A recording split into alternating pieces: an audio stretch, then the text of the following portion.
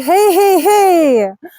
Aš tau primenu, kad jau birželio 28-29 dienomis vyks vasaros stovykla, į kurią kviečiu visus žmonės, kurie nori augti, tobulėti, patirti transformacinės patirtis, pabūti su savim tiesoje, pamatyti, kur savo meluojame, pabūti toje bendruomenėje, palaikomojoje, kur iš tikrųjų gali būti savimi, atrasti savyje daugybę dalykų, įgalinti dar daugiau savo potencialo ir tiesiog pasibūti nuostabioj gražioj stovykloje ir dar gauti sertifikatą, nes ten bus mokoma mind shifting metodo.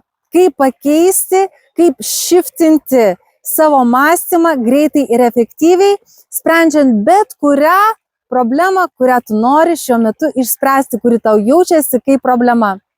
Nedelsk, atvyk, netidėk dar metam, nes šią vasarą tai vienintelė stovykla, kurią aš organizuoju.